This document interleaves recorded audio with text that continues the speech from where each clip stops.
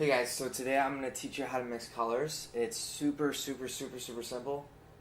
Just takes a little bit of practice.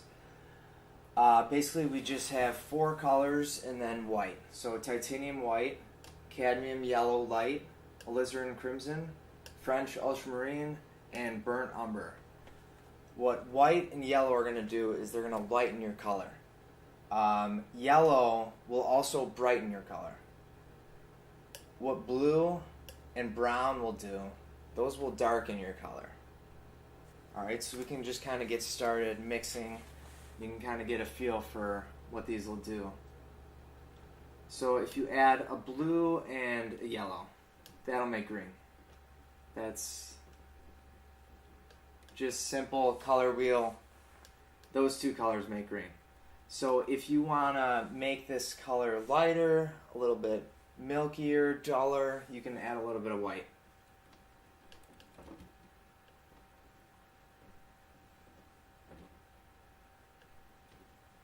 And there you can see it kind of pushes it a little bit duller, a little bit milkier kind of a look. Maybe for those like deep forest, whatever you're painting. So we'll wipe this off and we'll start with another color.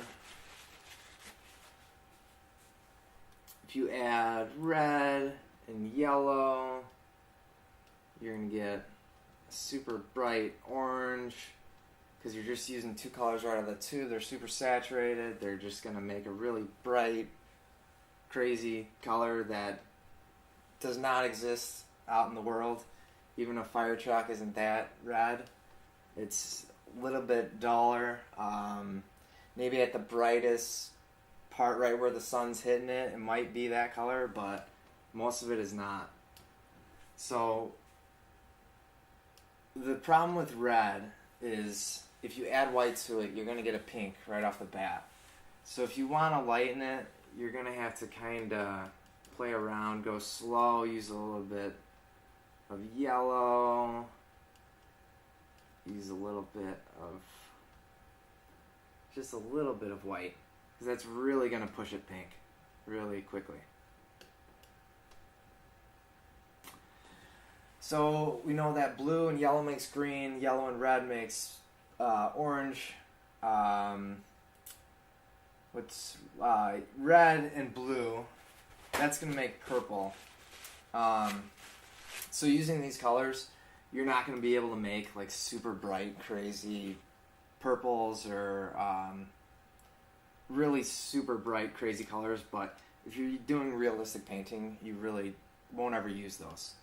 So if you're painting a landscape outside or a portrait of someone, these will be just fine.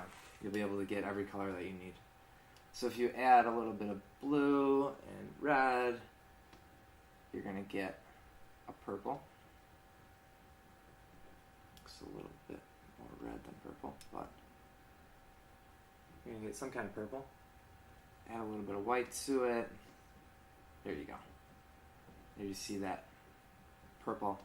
And it's still pretty saturated. You still get a nice color.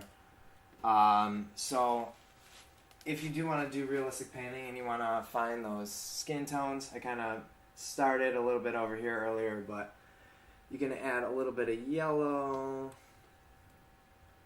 a little bit of red, a little bit of blue.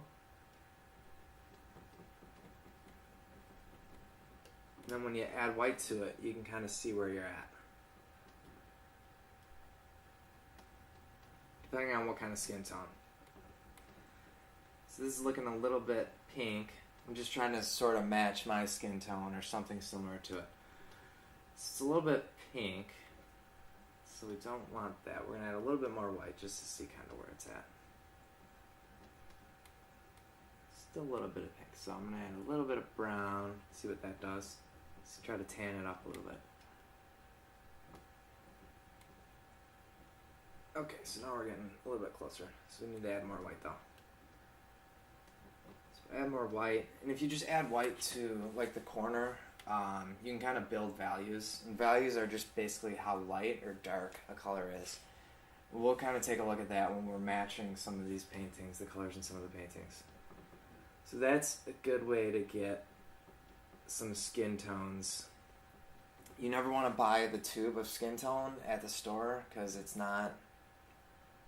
it doesn't make sense, because whose skin tone is that? It's just one person's skin tone, and that's only one part of, you're not even getting any of the shadows or the highlights. It's just, it doesn't make sense.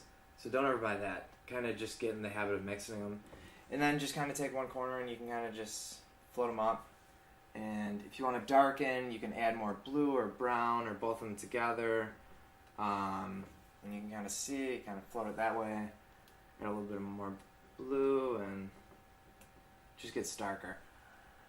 If you start mixing all these colors together, you're going to get a really muddy color, so you don't want to really do that. You kind of want to just get in the habit of understanding what color is going to come out when you add a color. Obviously, if you add blue to this, it's going to push it blue. If you add red, it's going to push it red. If you add yellow, it's going to push it yellow. So it's not too complicated. Just take some practice.